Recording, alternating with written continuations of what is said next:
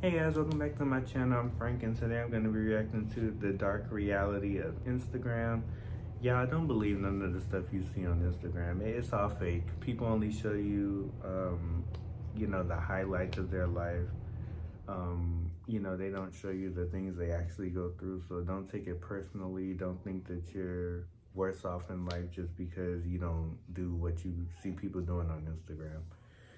But let's get into the video. That's crazy. This woman has brought her own shopping bags to flex on Rodeo. All the shops are closed, by the way. Girl. Again, that TikTok and Instagram video. Cigarettes and alcohol. But fun fact, social media has been described as more addictive than cigarettes and alcohol. When I was around 16, I would compare my reality to what I'd see on Instagram. I'd find myself shaming the 9-to-5 life and preaching the entrepreneurial route with no capital at hand. Because I would see all these people in my phone living in a perfect world. So I'd find myself trying to meet unrealistic expectations, trying to rush life. People tend to either get impressed or become weirded out when I tell them I'm on my weekly social media break. And this was because I fell into the rabbit hole of realizing how fake and processed social media really is. Extremely people fake. show on there is not what it really is in real life. And this video is just to scratch the surface of things. Talk about things that are kind of serious, you feel me? Let me give you guys an example, right? Here's what everybody thinks an angel from the Bible looks like. This is actually what biblical angels look like. Crazy, Yeah. right? The gram versus reality. I met this one girl, solid 8 out of 10 on Instagram. But reality has something different to say. Reality was like, you're not that guy, pal. Trust me. You're not that guy. being this Instagram baddie, unique. What I seen on Instagram was different from what I was physically looking at in person. And let's just say that's the whole meaning of the word Instagram reality. There's this Reddit with 1 million member actually called Instagram reality. I will let them explain it. Social media is a breeding ground for Facetune and Photoshop. It's unbelievable how some people get away with it while others don't. If you're still confused on what this whole thing is, they expose boys and girls on the cap they post on Instagram versus what they really are in real life. Here's a Roblox character I made. Here's an Instagram model. I don't know about her legs. They look like they was made in China. And here's a girl that, when did God start manufacturing IMVU characters? Sun is out, but the buns are out. Why go to the dentist when you could just pinch your teeth on? Here's a picture of a girl and what she posted on her Instagram. And here is that same girl in an edited photo where somebody tagged her. Imagine getting exposed by a tag photo. No words. I have no words for this. Fiending for likes. Instagram, as we all know it, has become a place where people can post about their latest drip they got on, how much money we made. You trying to run this shit up, you don't need no sleep. I'm not gonna talk much. I'm gonna let the demonstration do its talking. I'm gonna show y'all some prime examples. Here's a model called Azra Mion with 94.5 thousand followers at the time this picture was taken on what seems to be a private jet. There's 2 lovely ladies wearing the lovely red on a cool looking private jet. Here's Mariah Isabel, another model, on a cool looking private jet. Great pictures, right? Looks like they're all swimming in cash for them to be, to be able to even fly a private jet. According to Google, you can expect to pay $1,300 all the way up to $3,000 to rent a jet that can seat 4 to 6 people. Where are these girls getting these money from? Are these girls really paying these fees, or this is all just an illusion? One thing that's common about the pictures I just showed you, these girls are in LA, and a lot of things can be found in LA. Another thing, if you noticed, these 3 pictures were all taken on a jet with the same white seat, with the same plywood background, and with the same type of window shape. So I thought to myself, it's something really fishy here. You can literally rent a jet. I found out that this very well famous private jet can be rented for $50 per hour. And if you want to rent it for 12 hours at a time, it will be, let's say, $35 per hour. Hey, reporting live, it's Trap Bunny. So this famous jet is actually a decked out photo studio with the main photo area that we see in everybody's pictures. More pictures of the main photo area. The makeup backroom, we got the mirrors and stuff. Some more backroom photos. The whole photo area, what you see from the inside. Another view of what you see from the inside. Another random backroom photo. A little couch, hangers, and lights for whatever you may need it for. And finally, what the whole stunt room looks like from the house. Dang. I don't know about y'all, but look, I ain't flying in no jet that is built entirely off of wood chips. But, to each their own. With Mark Zuckerberg being the CEO of Instagram and Facebook, the biggest social apps currently, he is aware of all these illusions. I remember when the news came out that Instagram was planning on removing the like counter, and all these Instagram influencers went into an instant panic. Mark was the same man that said, we want people to be less interested in how many likes a post gets and focus more on connecting with other people. But why was this whole like button even a thing? There were, I should call them experts, that were questioning and researching the effects of social media on the mental health. But we'll talk about that later. Perfect. Okay, stupid. Perfect. How do you feel after filming this and then you have to clean all this up? For real? Entertainment and everything, but it's just Like, I have to no. show y'all a little example of what's currently hot right now. This makes my head hurt.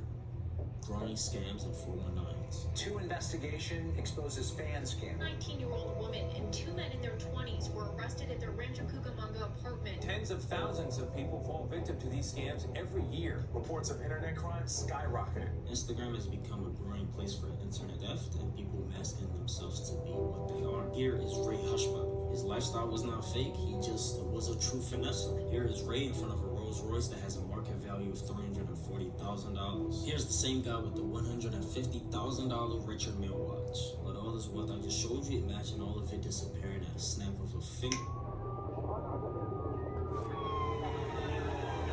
Dubai police have once again solved yet another case involving an international online scammer. At the start, Ray sold secondhand clothing in Nigeria. He had a reputation as a Yahoo boy and, you know, as I like to say, a 419. And there's a local slang term we Nigerians use for a cyber criminal. During this time with the money that was stolen, Ray left Nigeria. He immigrated to Malaysia, and from there he went to the UAE. As he continued to do his fraud online, he built an Instagram following from the clothes, the jewelries, and the cars he would post on his social media. You know what I'm thinking right now? When are we gonna have a modern day Robin Hood? Somebody that takes and gives to the community. But I guess that's not happening no time soon. What I'm saying is there are sources out there that has said Ray has not lifted any of his old friends from poverty, and he has also ignored multiple warnings from friends and families regarding his lifestyle. What's crazy about all this is one of his close associates even revealed that his dad is still a cab driver in Lagos, Nigeria. But, you know, whenever Ray would be asked what he did for money, he would often shrug it off and tell people he was a real estate developer. And he also has a right here on his Instagram bio. According to Glassdoor, a real estate developer can only expect to make as high as $160,000 a year. But everything Ray had acquired would all be gone on the 9th of January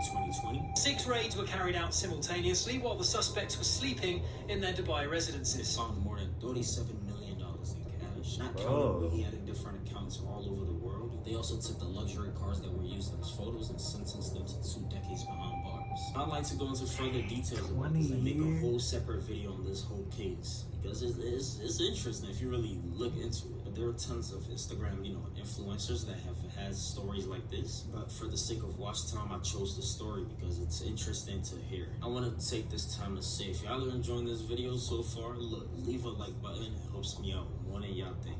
I think it does. Shit. Comparison. I can 100% say I'm guilty of this myself. Let me use YouTube for example in this case. It wouldn't be Instagram because I never really cared about Instagram followers. Same, I If don't I'm either. looking to the left, I say this all the time. I'm looking at my notes. I'd see people with less subscribers than me blowing up from chasing, you know, several trends. Y'all know I want to keep my content original, so whenever I see somebody chase a trend and he blows up over that shit, it gets me heated. I ain't gonna lie to y'all, that shit get me furious. I would usually compare myself, my stats, what I'm doing to them, and that was very terrible for my growth on YouTube. It would make me take breaks from YouTube trying to think of new content on how it could fit the trend. It wouldn't really be the trend, but it would be content that would match the trend. Basically trend jacking, that's what I call it. Instagram, and not only Instagram, all these social apps are really weird because nobody posts about their failure. Everybody seems to post their success stories on Instagram, you know, it's themselves having an absolute blast. There's nothing sad on Instagram. Get on Instagram, you see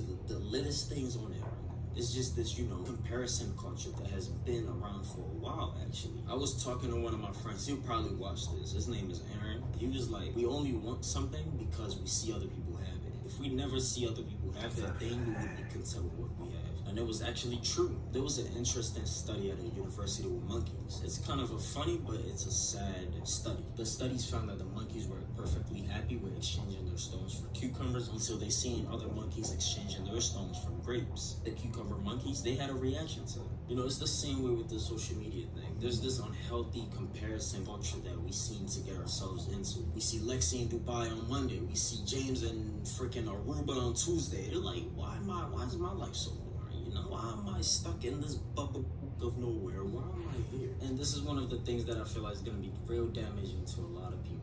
That's it briefly said. I could get into details, but you know, I don't want to make this too long. Mental health. The top social medias have been ranked on a scale of 1 to 5, with 1 being the worst. That's the one for your mental health. We have YouTube on number 5, with number 4 being Facebook, with Snapchat being Instagram the is third, followed by 1. Twitter, and the last being Instagram. It's crazy because these studies, I see it on myself. I would go out with friends, I would just see myself pulling out my phone out my pocket randomly and just trying to check DMs from y'all. So I'm used to getting DMs from y'all, and it just became a memory thing.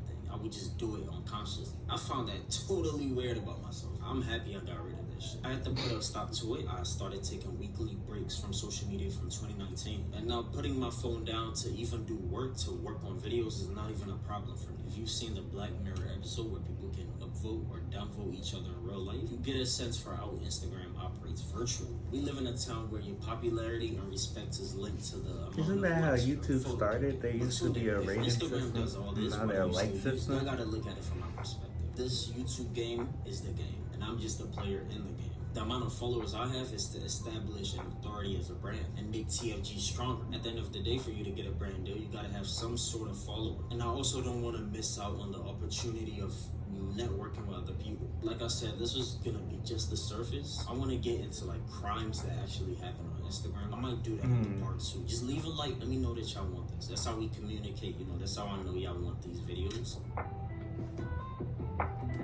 Yeah, that was an interesting video. Yeah, honestly, I'm not really on Instagram. I'm more on YouTube. To be honest, I'm not even on Facebook either like that. But yeah, this is an interesting video. Comment down below any other videos you want me to react to, and I'll see you in my next one.